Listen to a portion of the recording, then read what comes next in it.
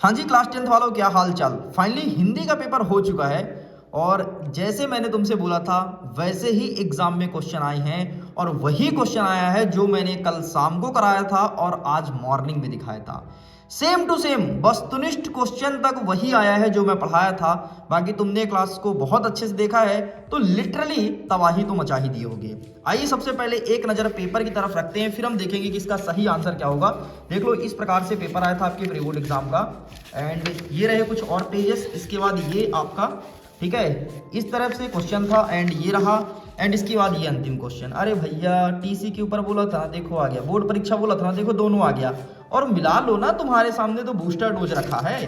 चलो by the way अब हम देखते हैं इसका सही आंसर क्या होगा। फिर अंतिम में हम ये देखेंगे कि हमने जो पढ़ाया था उसमें से कितने नंबर का एग्जाम में देखने को मिला।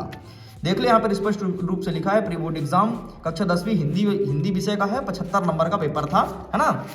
पहला प्रश्न क्या कहता है, वात्सल्य रस के श्रेष्ठ कवि कौन है।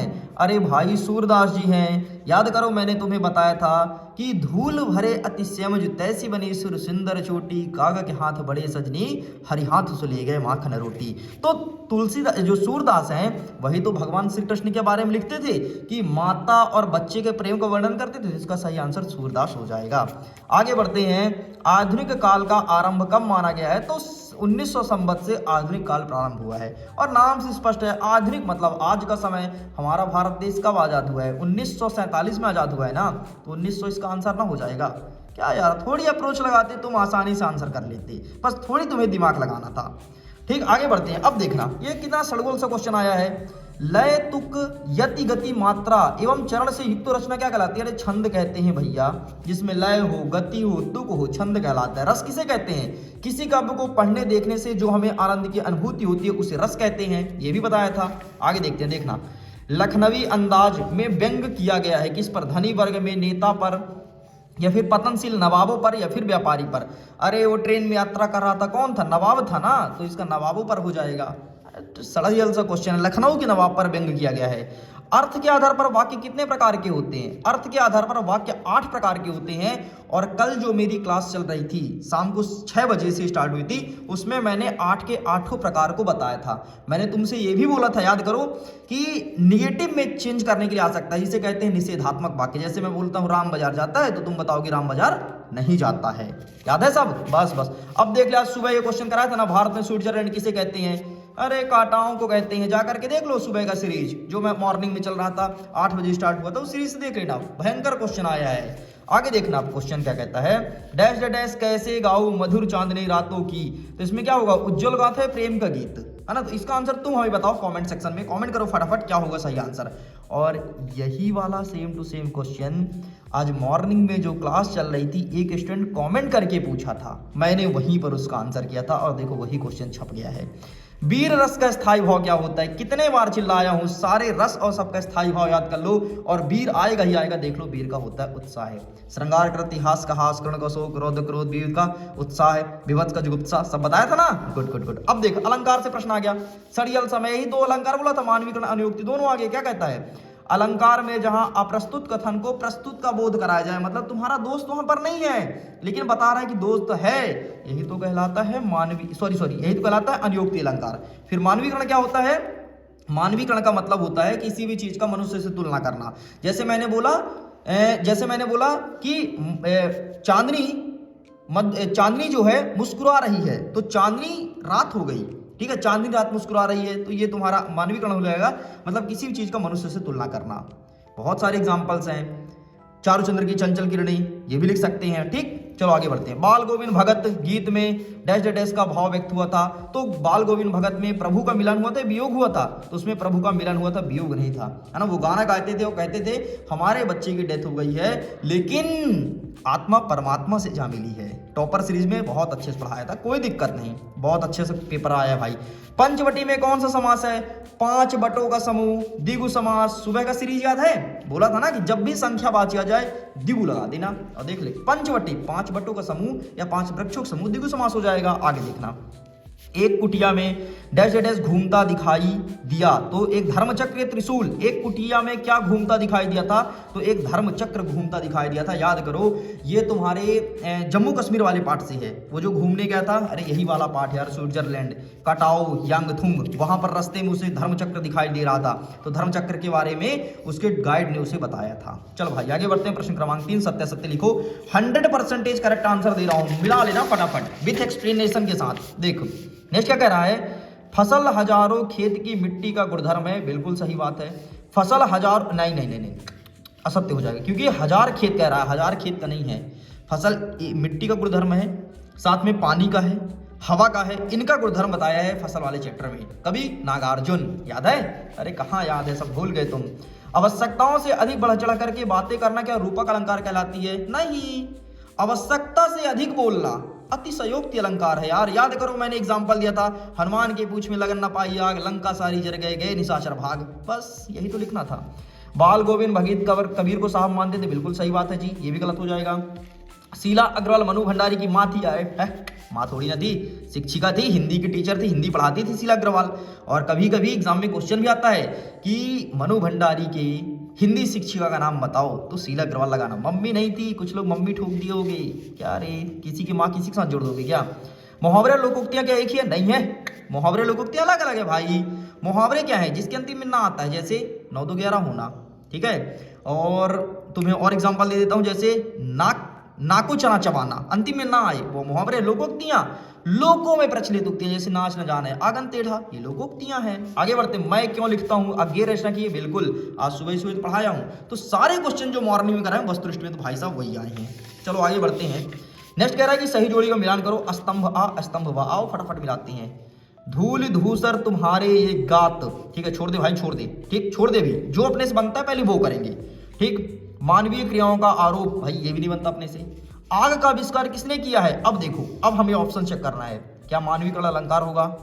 ना ना ना ना, आग का आविष्कार मानवीय कला अलंकार कैसे होगा जी? नहीं होगा। पेट की ज्वाला शांत करना, आग का आविष्कार करेंगे, क्या पेट की ज्वाला शांत करने के, ज्वाला मतलब आग नहीं होगा, पेट की भूख शांत करने के लिए क्या हो सकता है भाई? देखेंगे, मुझे भी नहीं पता, ठीक है। झोपड़ी में खिल रहे जलजात, ये तो हो नहीं सकता कभी, फिर मिलेंगे, बहुत प्यारा वाक्य, आग का आविष्कार बिल्कुल ये होगा। आग का आविष्कार लोग क्यों किए हैं? जब उनको भूख लगती थी खाना खाने के लिए, उन्होंने आग को खोजा, फिर खाना को पका के खाने लगी। नेक्स्ट देखो, शब्दों का सार्थक समूह क्या होगा? अरे वाक्य कहलाता है ना जी, शब्दों का सार्थक समूह। जैसे मैं बोला राम बाजार जाता है, एक वाक्य बन गया। अब मैं बोलूं राम जाता है बाजार, ये क्या मतलब हुआ, है ना। नेक्स्ट कहता है गले का हार होना, मतलब बहुत ज्यादा प्यारा होना।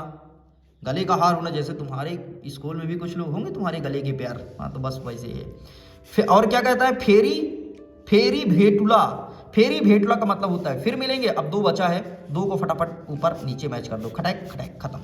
तो ये अप्रोच होता है सही क्वेश्चन को सॉल्व करने के लिए। समझ मेरे से 2 नहीं बन रहा था, मैं तो चाहता तेरे को पहले बता देता, लेकिन मैंने इसलिए नहीं बताया ताकि तेरे को पता तो चले कि सही जोड़ी कैसे मिलान करते हैं। और सही जोड़ी मिलान करने का यही तरीका है, पता है तेरे को, अगर तेरे से 1 2 बन रहा है ना, तो आसानी से पूरी सही जोड़ी को सॉल्व कर लेगा। चल भाई आगे बढ़ते हैं, एक वाक्य में उत्तर दीजिए।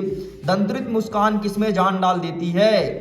पत्थर में भी जान डाल देती है। जो कठोर हृदय का व्यक्ति होता है उसमें भी जान डाल देती है। दोनों में से कुछ भी लिखे हुए तुम्हें नंबर मिलेगा। ओए होए होए होए, संचारी भाग संख्या कितनी मानी गई है? याद करो, मैंने चिल्ला करके मॉर्निंग वाली क्लास में पूछा था, चल इसका आंसर कर, और बहुत सारे स्टूडेंट ने फोड़ के आंसर दिया था, पूरा कमेंट सेक्शन भर दिए थे। याद है, कुछ बच्चे ऐसे कमेंट किए थे 3 3 3 3। मैं बोला था ये कमेंट मत कर रहे हो ना, ये एग्जाम में मत लिख कर आना ओवर कॉन्फिडेंस में, वरना गलत हो जाएगा। तो इसकी आंसर तो 33 होगा ना भाई। नेक्स्ट आगे बढ़ते हैं। उस्ताद बिस्मिल्लाह खां किस मंदिर में शहनाई बजाते थे? हमारे हिंदू धर्म का एक बनारस का प्रसिद्ध मंदिर है, समझ गए होगे, शिव जी का मंदिर है, वहां पर जाकर के वो शहनाई बजाते थे। यथाशक्ति में कौन सा समास है? यथाशक्ति मतलब शक्ति के अनुसार। अब समास कौन सा है मैंने विक्रय कर दिया।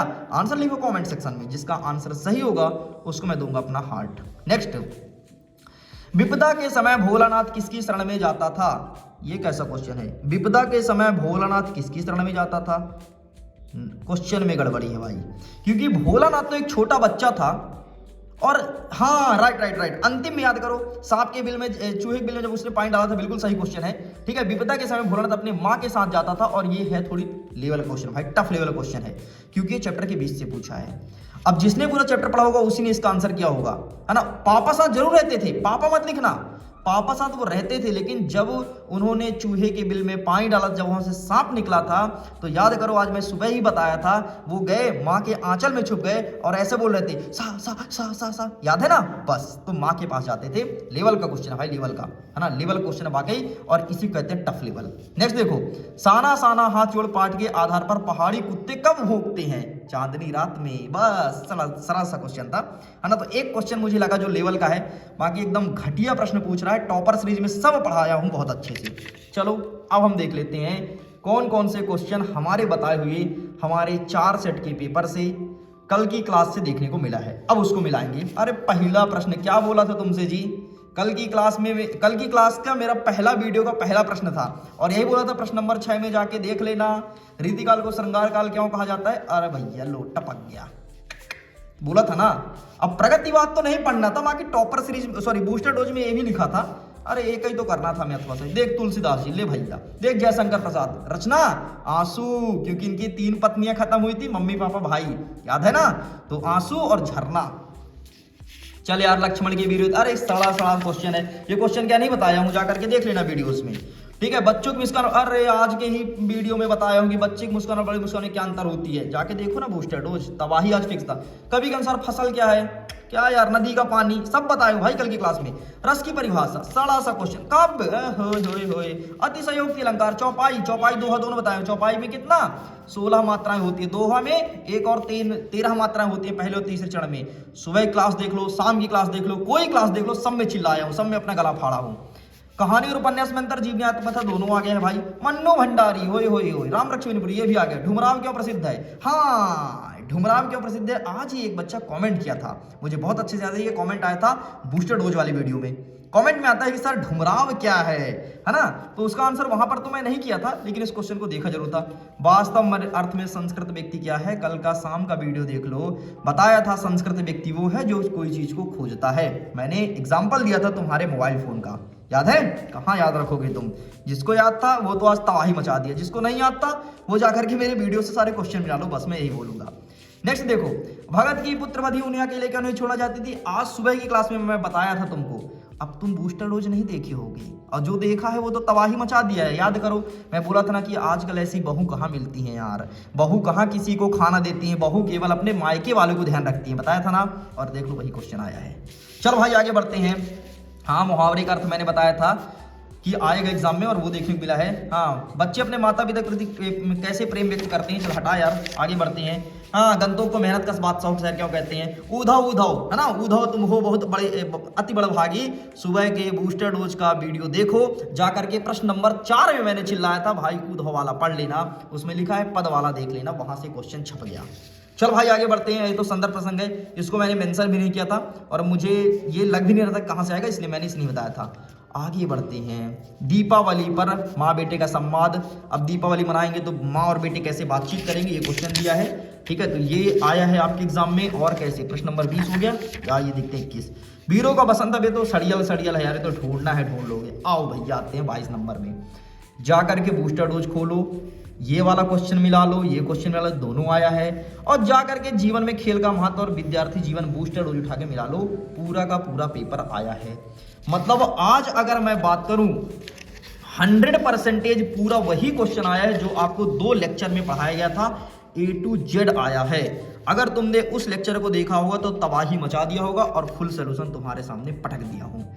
नेक्स्ट, अगर तुमको सोशल साइंस की मेरे से पढ़ाई करनी है, तैयारी करनी है, तबाही मचाना है, शाम को क्लास लगेगी 6 बजे, क्लास में जुड़ना जरूर, अपने मित्रों के साथ साझा कीजिए, सखा सहेली को बताइए, क्लास में आइए। हम नेक्स्ट पेपर में भी तबाही मचाएंगे, और जैसे हिंदी के पेपर को फोड़े हैं ऐसे ही नेक्स्ट पेपर में भी बल्ले बल्ले करने वाली हैं। तो मैं वीडियो एंड करता हूं। Thanks for watching. खुश रहिए, पढ़ते रहिए, मुस्कुराते रहिए। Bye bye.